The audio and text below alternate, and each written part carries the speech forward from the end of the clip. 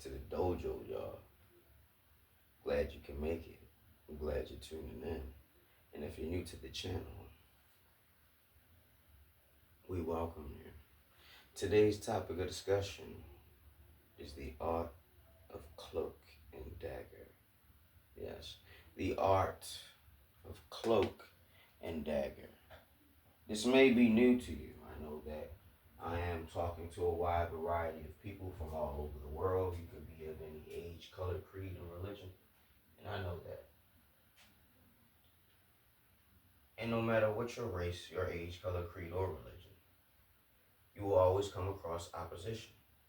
And sometimes there will be opposition that you don't know is opposition. So, Hawk Sensei, what is cloak and dagger? I'm glad you asked. Now, if you're patient, you'll gain a full understanding and full enlightenment of what I'm talking about. I led off this discussion with an example, if you were paying attention. Some people in your life are opposition, but they don't look like opposition. This is cloak and dagger. I believe the definition for it is something of like playing into mystery or espionage or something like that. So if you ever played Metal Gear Solid, basically any iteration, you know what espionage is. That is being stealth, undetectable by the enemy, and then striking. And he actually uses a knife, which could be ruled or argued as a dagger of some sort. But cloak and dagger goes deeper than just someone trying to assassinate you. It may be they're trying to assassinate your character and they need to get close enough to you and find enough about you to create an expose. There are many different types of assassinations. And being a ninja, you know that, right?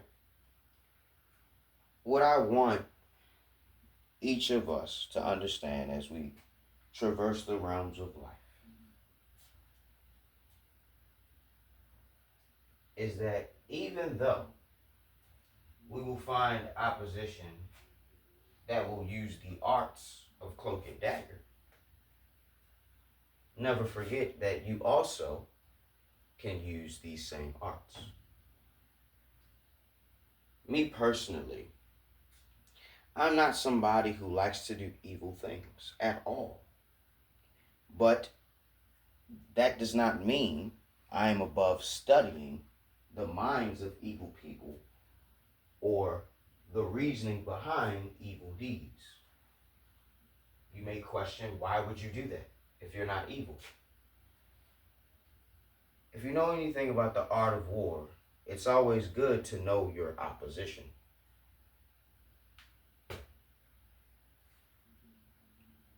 Is that not reason enough?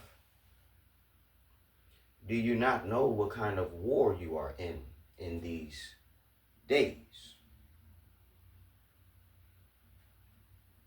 If you are unaware, just look around you.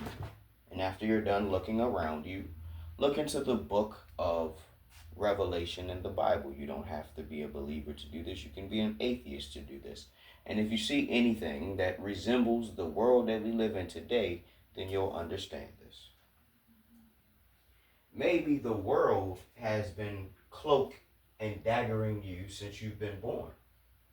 But now that we have the internet and we have a lot of people who get money for exposing secrets, talking about people on YouTube who are exposing all the secrets and all the lies. They're getting paid because people are tuning in. People want to know these things.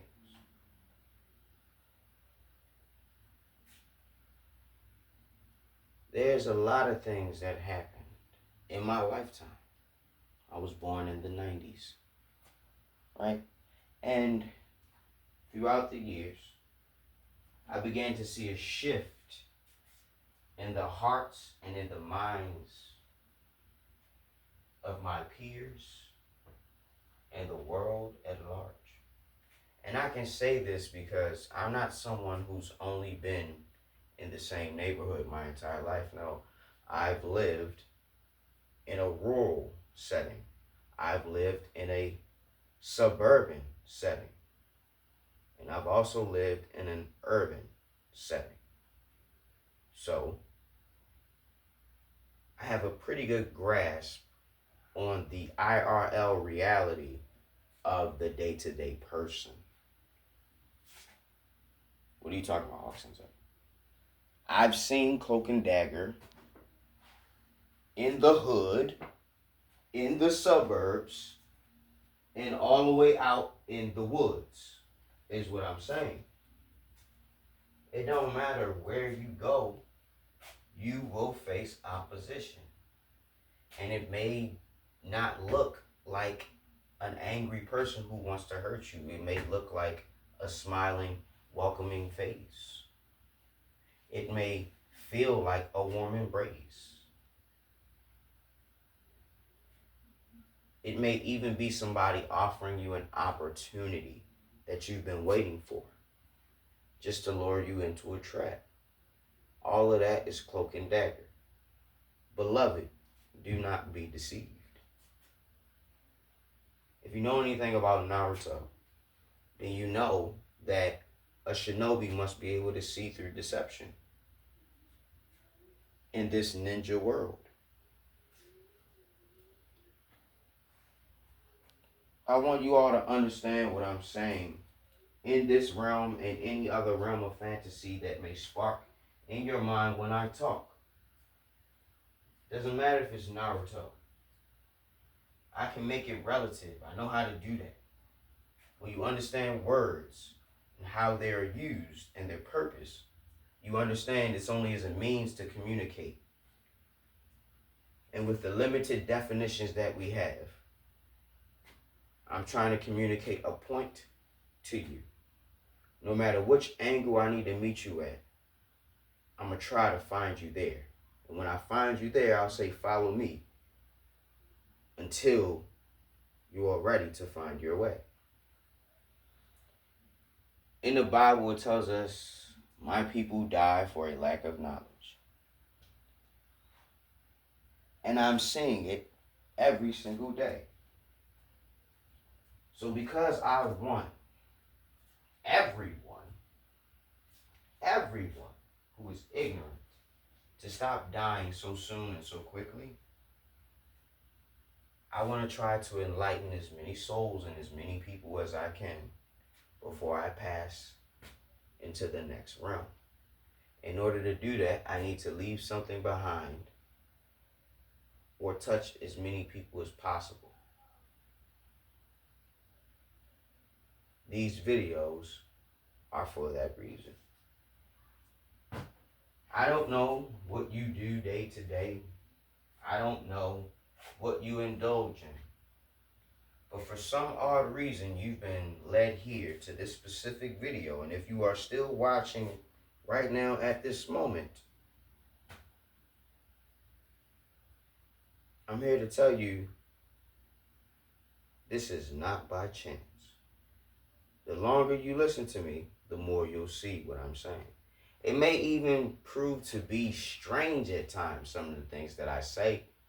But if you listen long enough, you'll be able to see the method to the madness. I don't want everyone to comprehend what I'm saying. I want only the ones who have eyes to see and ears to hear, who knows what the Spirit is saying. I will say this as many times as I need to. Every time I go into the Bible, I will tell you that this is not a Bible channel. This is not a Bible channel. This is not a Christian channel. I do follow some of the teachings of Christianity, but I am not a Christian. I can agree with certain things out there, but not all. In the Bible, it teaches us we should be like Christ, but it never said for us to be a Christian. Okay, right? going deeper into the subject matter, I have been on YouTube. I have been on YouTube for over a decade, little over a decade. And only now am I just starting to take it seriously. For over 200 days, I've been posting a video every single day. In this time and before I started doing this, I was watching a lot. And what I mean when I say a lot of different content creators to get an understanding of what it takes to be a successful content creator. If YouTube is simply just a hobby, it's not going to work out for you unless the quality or the content of your videos is just so good, people just can't help but share it and like and whatever. I don't know if my videos are those kind of videos, but I know that my videos will eventually reach who they're supposed to. So again, if you made it here, it's not by chance. So back to the content creators, right? I always notice a pattern and a trend. I have a hypothesis that I can't really prove and don't really care to. But here we go. I watched many content creators, IRL content creators and YouTube creators, digital creators. I have watched many of these people guide me to a certain point, and then I realized they are not who I thought they were. The song False Idols by J. Cole is a really good way to describe that feeling. But this has happened multiple times. I can't say that I idolized any of these characters or people or personas, rather. But I did admire them, and I did like listening and learning from them. I could never say I was a fan of them, or I could never say I was a true follower. I was a listener or an observer of this person. And time again, when we use the arts of pattern recognition, we see that it's all smoke and mirrors. Everybody on YouTube, right? Who you believe is in it for this, they're actually in it for that. I'll tell you what I'm in it for. I'm in to teach. I'm here to preach. And hopefully I can make a living. I don't need to be rich. I said hopefully, meaning it's not my primary aim, but if we get there, we get there.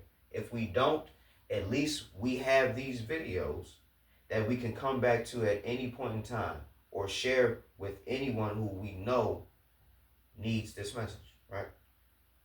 So back to the subject matter of Cloak and Dagger. It felt like a dagger in the heart to once admire someone and then see them fall from grace. One particular content creator, I will not name any names, but they actually said that racism doesn't exist. I almost wanted to say to this person,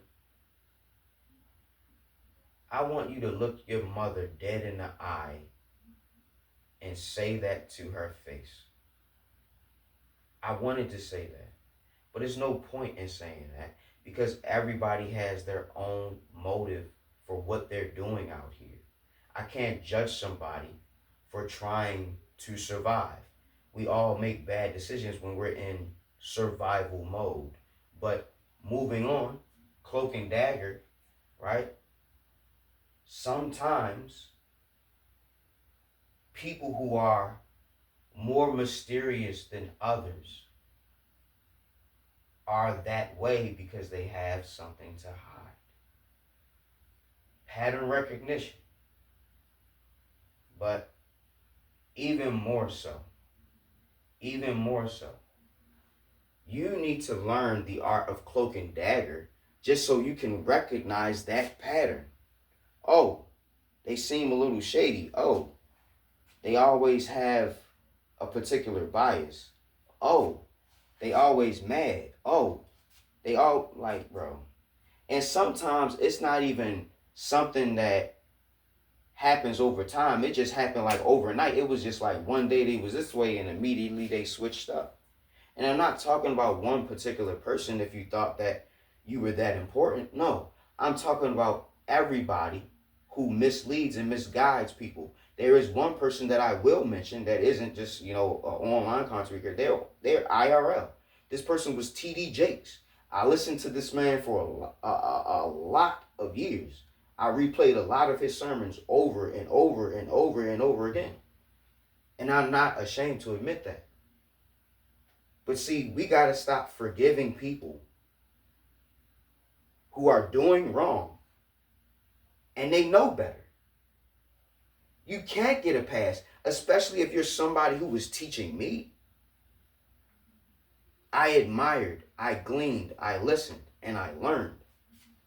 But once it got to a point where I'm like, nah, this shit getting weird, I said here and no further. Here and no further. You feel what I'm saying? When I saw Sean Combs in T.D. Jakes' church, I said, something is not right. Either T.D. Jakes don't know what he doing, or Sean Combs really wants to give his life to the Lord. It wasn't either. So, he was the last person I was holding out for. So after that happened, I said, well, I'm going to let time tell me what the truth is. I'm going to suspend my disbelief long enough to let life, God, universe, man, science, whatever, show me what the truth is. Because God can meet me in any one of those realms. It don't matter. Don't limit him to just religion, right? That's another thing. Cloak and Dagger. Cloak and Dagger. You want to talk about Cloak and Dagger? The greatest lie ever told was that the devil did not exist. I want you to do your homework on Cloak and Dagger. I want you to do your homework on Revelation.